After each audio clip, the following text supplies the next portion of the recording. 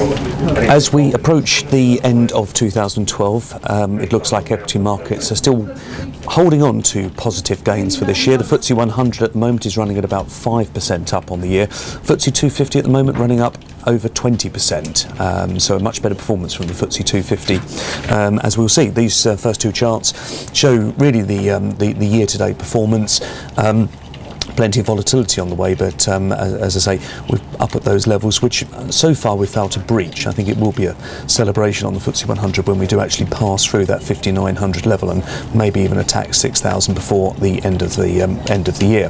But the FTSE 250 really demonstrating a much better trend, and as I say, up around 20% during the course of this year. And that's a more reflective return of what we've seen indeed through some of the other markets through the course of this year, some of the American markets, and indeed some of the European markets as well, which have put in some good performances. The week has been pretty much dominated by events.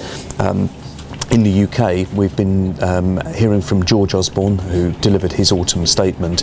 Two or three things came out of that. No surprise. We were looking at reduced growth expectations, higher borrowing expectations, the blame being laid firmly at the door of Europe for the fact that their economy hasn't improved to the extent that was required under the OBR's forecast, and as a result the net trade for the UK proved to be somewhat lacklustre. So as a result of all of this, it has meant that expectations for when the deficit can be reduced, and indeed as borrowing starts to come down, has now pushed out further from 2015. We're now sort of talking 2018. A couple other features in there which I thought were of interest. They are looking at the whole issue of ISAs. Allowances are going up, but they're also talking about including AIM stocks into ISAs. That will open up a huge number of new companies that can be put into ISAs. They're not all speculative. There are some great businesses that are listed on AIM, and it would indeed neutralise the contentious issue we have at the moment of some stocks that have overseas listing being ISA qualifiable, whilst others that just are based here in London are not. So hopefully that will remove some of the more contentious issues. Turning back to Europe though, and really if we look at the euro versus the US dollar, again we've been flirting with the 130 region, but this recent weakness that we've seen has come about because the Bundesbank has significantly downgraded Germany's growth targets for next year. We often hear of growth expectations of 1.5% to 2%. Indeed, in the UK and the OBR are still talking about those sort of numbers in 2015-16. But Germany next year has downgraded their forecast from 1.6% to 0.4% for next year. And that actually implies a fairly stagnant or even recessionary conditions in Germany in the first quarter of 2013. So I do expect that we are going to hear more and more about the possibility of a return to a recession here in the UK. George Osborne in the statement did talk about an economy that is healing, but one point that has been issued this morning is industrial production numbers for the UK for October are truly shocking actually. The forecast was for a 0.5% decline in industrial production, and that number came in at 3%. So we are, if we look here at the pound actually is held fairly well despite the negative tones from the Chancellor's statement, and indeed those very poor numbers.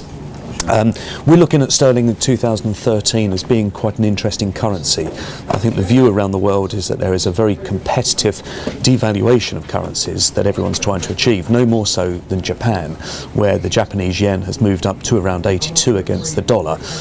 Everyone wants a cheaper currency. It is helping the competitiveness, and I wonder if sterling as a result may find itself being sort of squeezed higher on the back of that particular move, something we need to watch with care.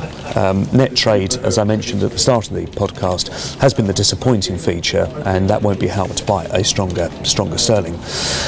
Just looking at some of the other movements, we didn't see much movement in the UK gilts. The UK gilt market still remaining sort of reasonably flat. There is talk that the loss of the AAA rating here in the UK is imminent. Certainly two of the big houses have got us on negative watch from the AAA rating. Will it have an impact? Well, the feeling is that when the US and France indeed lost their AAA rating, it actually improved sentiment towards their gilts. So not too much concern there. Just keeping an eye on Spain, these 10-year bonds, they have had a good November, as we've seen some decent gains here. That's obviously why the yield has dropped. But just during the course of this week, between Monday and Friday of this week, that yield on 10-year bonds moved up from 5.15%, currently trading 5.5%. So I'm watching that one sort of quite closely, because that's quite a big spike up over the course of the week. Just to finish off with a few equities. This is the chart of Tesco over the course of the 1 year. Those with longer memories will recall that profit warning that was issued in January. It's really spent a year just flatlining as the company is trying to rework its UK offering. And there were signs this week that it's beginning to make some progress. UK food sales were up better than expected, and certainly signs as we go into what is expected to be a tough Christmas that they may be better positioned some of the other competitors in that market. So Tesco showing some relative performance there. I'm highlighting Rio Tinto. Also, miners are quietly performing again. We've had some wobbles, but I think it's to do with the stronger China PMI data that's been coming out that is indicating that China may be avoiding a hard landing, and that's helped some of the commodity stocks. And finally, just a house stock, Imagination Technologies, bouncing about 10% here, ahead of results that are due on the 12th of December. So we'll be watching closely for those results and reporting to you.